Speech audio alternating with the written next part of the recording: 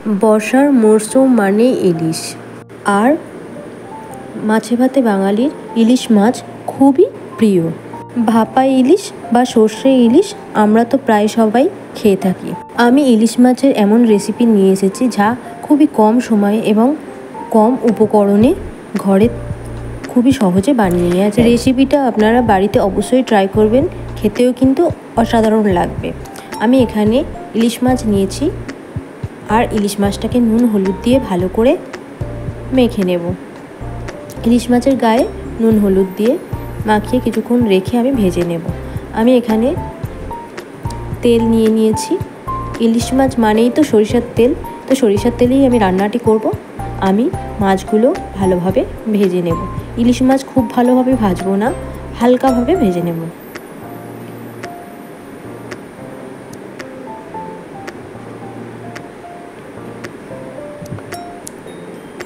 তো মাছগুলো আমি হালকাভাবে ভেজে নিয়েছি, নিয়ে আমি তুলে ফেলবো। এখানে আমি দিয়ে দেব 5 ফোড়ন, আর এখানে আমি গাঁটি কচু আর আলুগুলো কেটে নিয়েছি, ভালো করে ধুয়ে নিয়েছি। এবার এখানে আমি ভালো করে ভেজে নেব কচু এবং আলু।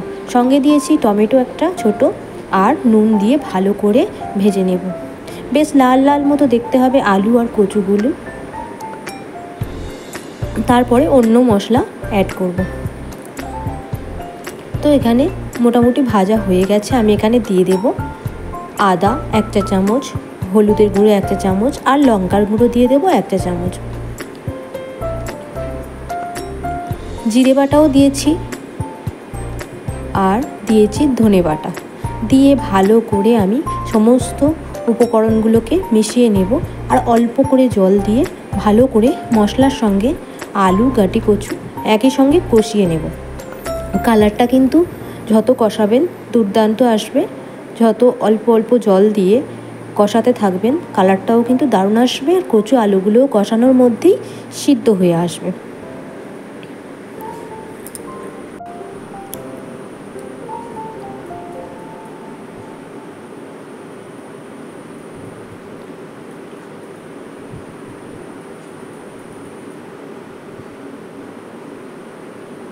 তো একটু টাইম নিয়ে আমি কষিয়েছিলাম, আর এখানে আমি জল অ্যাড করব।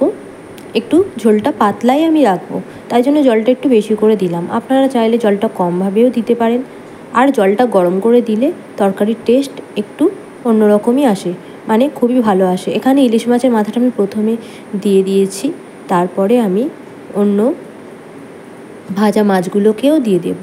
আবার ইলিশ মাছের আমি সব কটা ইলিশ মাছ নিয়ে আমি ঝোলের মধ্যে দিয়ে দেব। ঝোলের কালারটাও কিন্তু অসাধারণ এসছে, তো আমি মাছগুলোকে ঝোলের মধ্যে ডুবিয়ে দেব। এখানে কিন্তু কচু আলু মানে দুটোই সিদ্ধ হয়ে এসেছে। তো গ্যাসটা আমি লোতে রেখে দিয়েছি।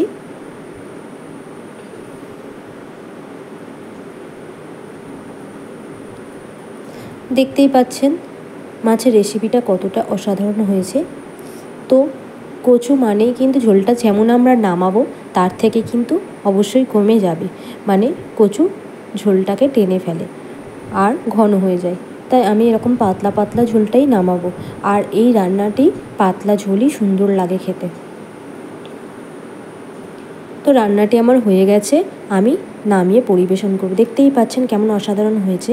তো আপনাদের অবশ্যই রিকোয়েস্ট রইল এইরকমভাবে রান্না করে কমেন্টস করে আমাকে জানাবেন যে কেমন লাগলো। আর যারা নতুন বন্ধু তারা অবশ্যই আমার চ্যানেলটিকে সাবস্ক্রাইব করবেন, আর পুরনো বন্ধুদের কমেন্টস লাইক আর শেয়ার করে অবশ্যই জানাতে ভুলবেন না যে কেমন হলো আমার রেসিপিটি।